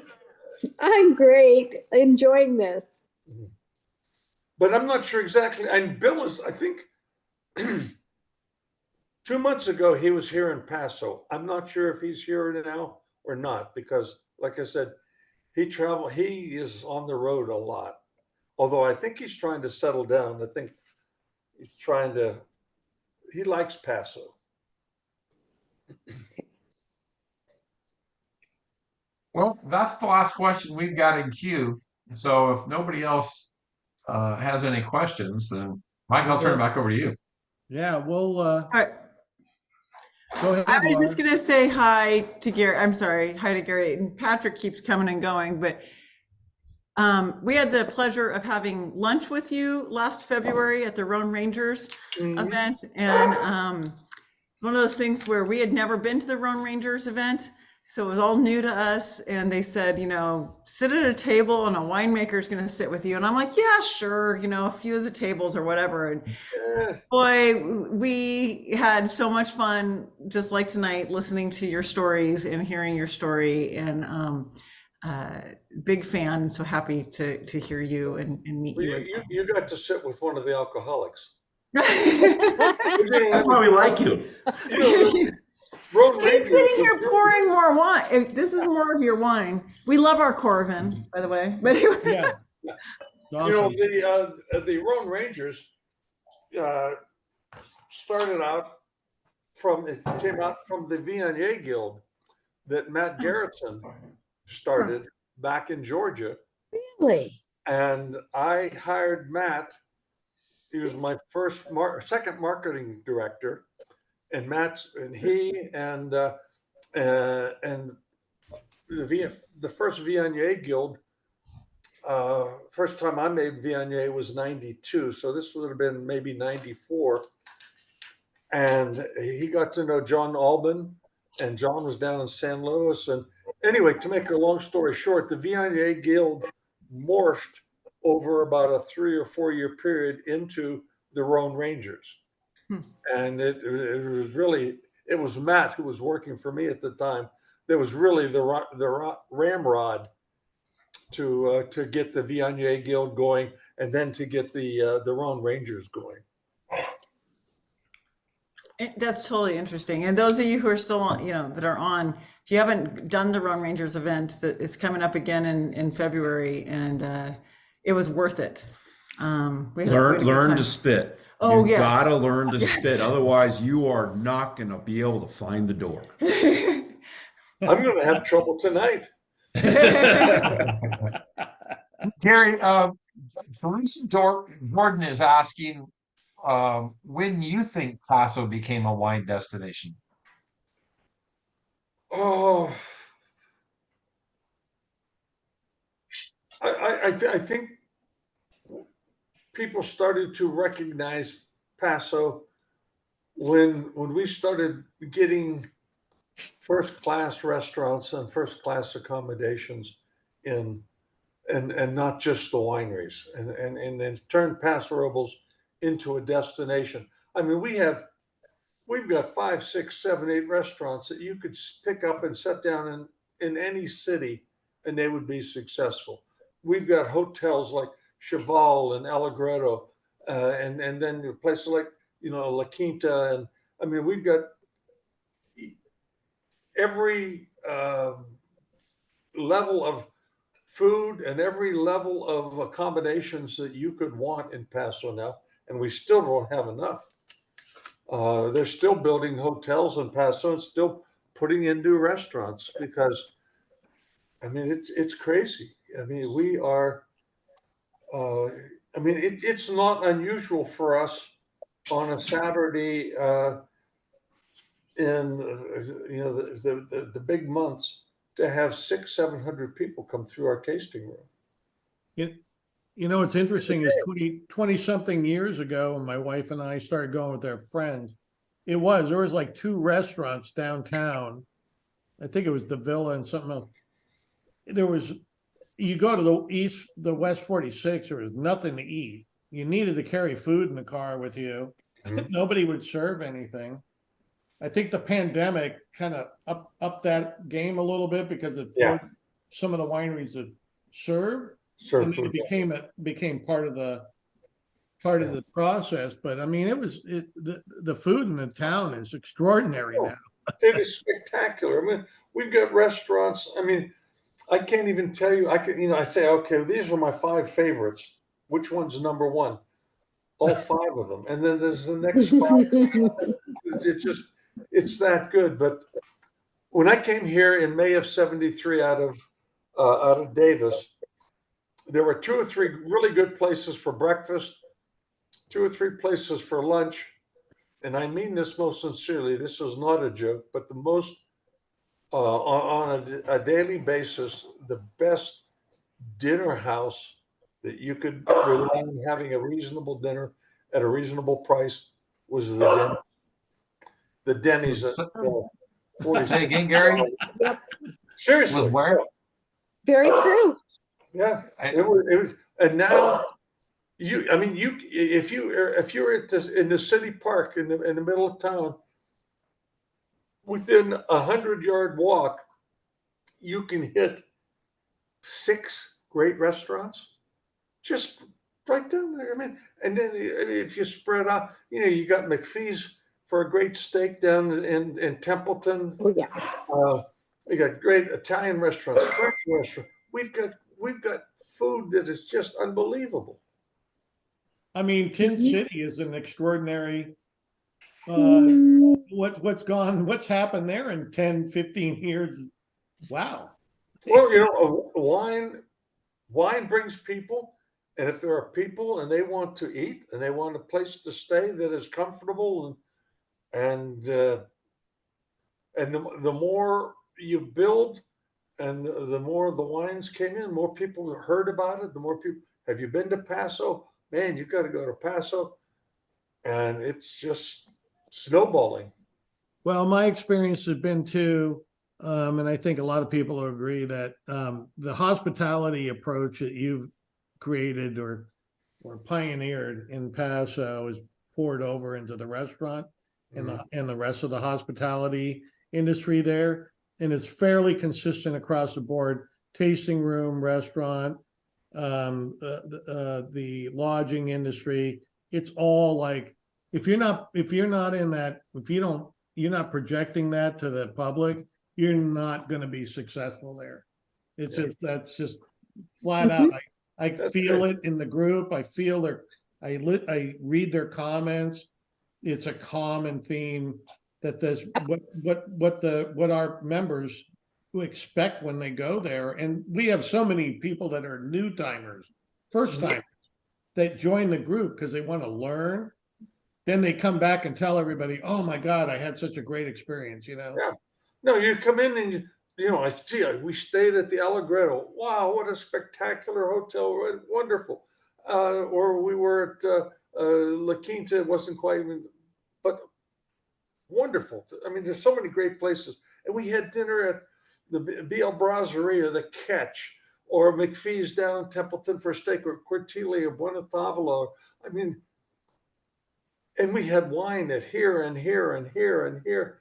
And it was, there's so much to do.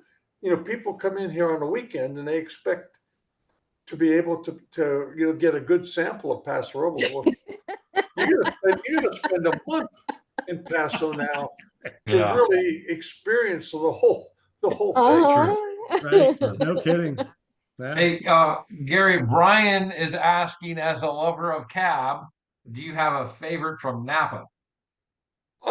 Yeah, probably. Well, I've got, I've got a lot of friends in the industry, and I've made wine with like Randy Dunn. Dunn makes up on Howell Mountain. I think he makes spectacular wines.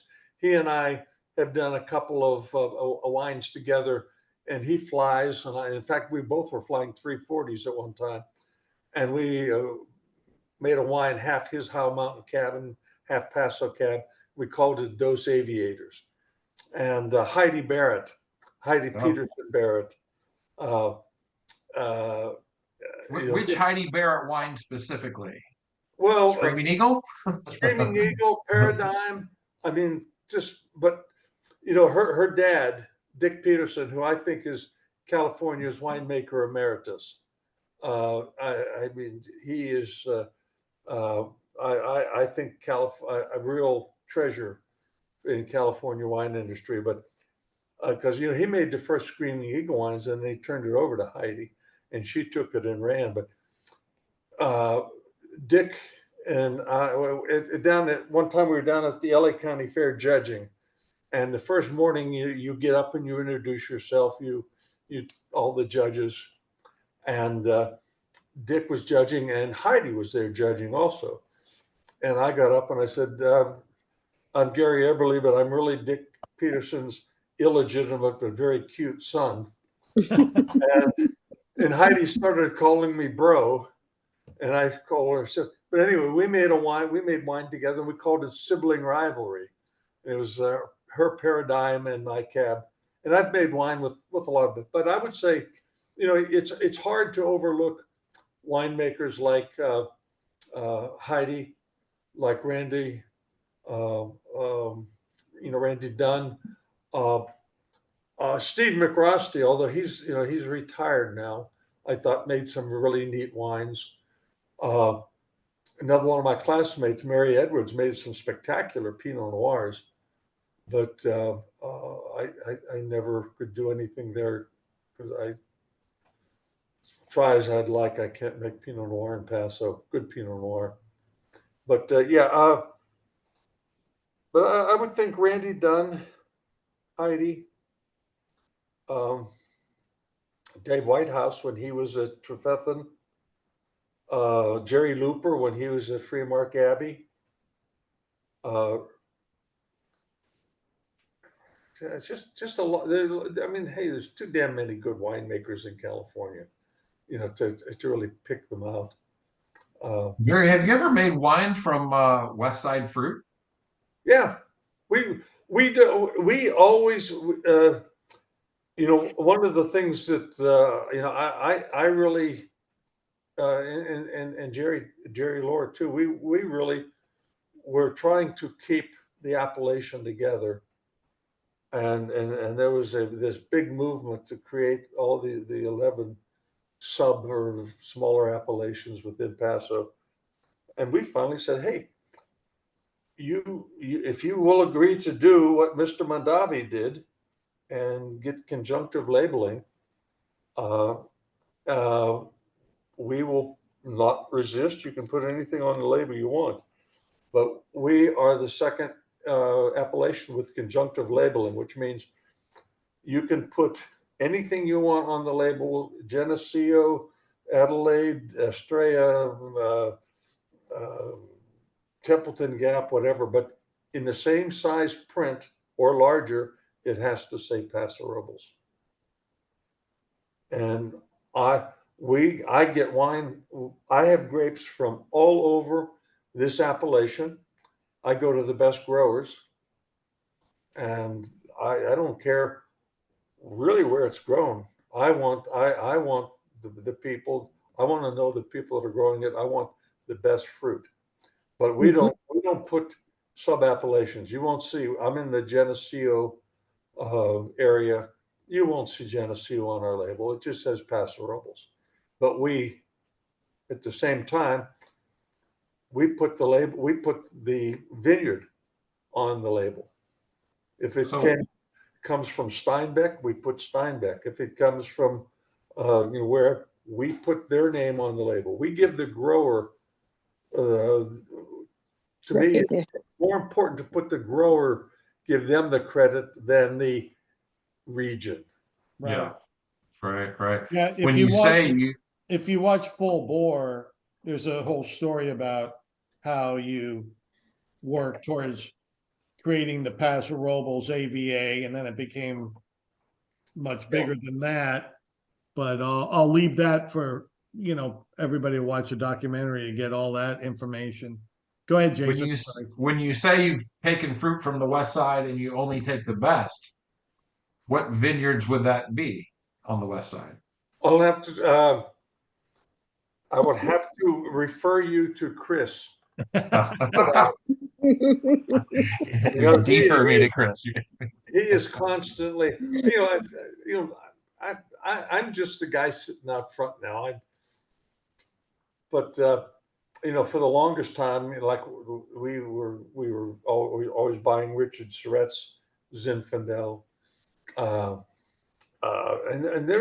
we're getting fruit from right now. I think 3 small amounts. Most of our fruit is, we grow 40% of our fruit right here on the estate, and then we get a lot from Steinbeck and a lot from Dick Woodland. But we get fruit from about, I would say, 15 or 16 different vineyards. Lots of it, 5 tons here, 8 tons there, 10 tons here. Different fruits or different grapes, different colors to put on the palate. That to enhance the final wines. And a lot of it winds up in Full Bore red. Interesting. Oh, go ahead, Mike. Sorry. Oh no, anybody else? I know it's getting a little late, Gary. I guess we've gone to 2 hours now. We don't want to. Does anybody else have any other questions? In about 10 minutes, I'm going to have to go to the men's room. You'll have to sit and watch. Well, we're not going to go dark for that. Yeah. Anybody else have any other questions? Somebody earlier on said, tell me the story about some Randall Graham stories.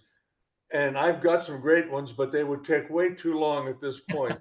But next time, or if you come and sit down and talk to me, I'll give you some Randall Graham stories that are a lot of fun. Well, we're going to have to come up there and come to the tasting room and hear those stories. I do tip my hat. I sent out an invite to Gary, and he responded immediately that he'd love to come on, and I was really happy about that. And I thank you so much, Gary, for wanting to do our little show here. No, hey, Mike, hey, thank you. This is what I appreciate what you are doing with this whole group that you started.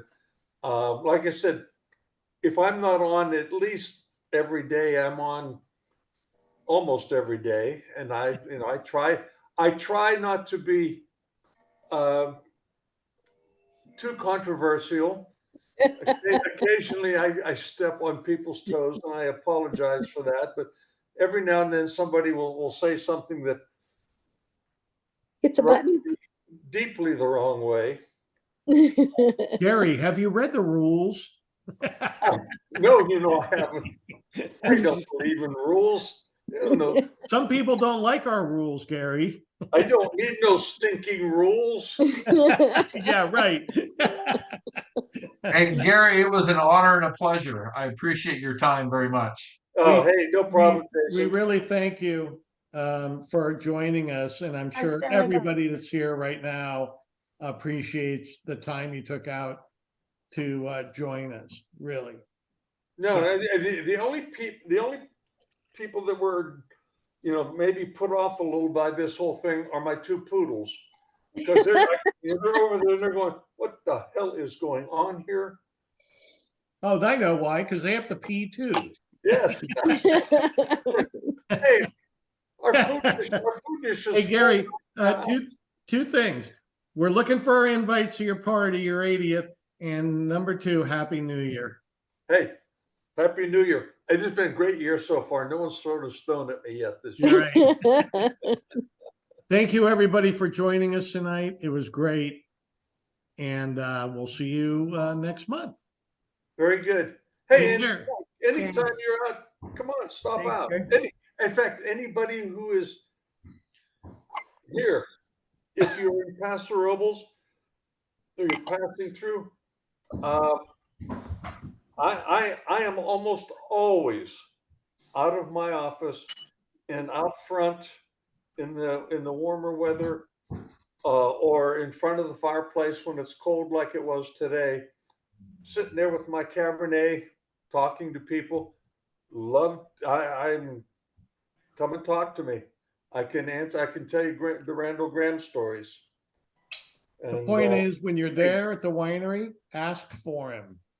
Yeah, and you don't have to, and we won't. If there's one thing I would change in Paso, I wish I could get everybody not to charge or to reduce their tasting fees to a real minimum. It's not necessary. It's counterproductive. You don't realize it's costing you money in the long run. Well, I don't know if Stefan Aseo was watching the thread, but he lowered his tasting fees. Smart. Good. We're hopeful that that will catch on with Get it for free anyway. many other wineries, but we'll see. Yeah, trust me. Like Mr. Mondavi said, Americans are fair people. Treat them right, they will respond.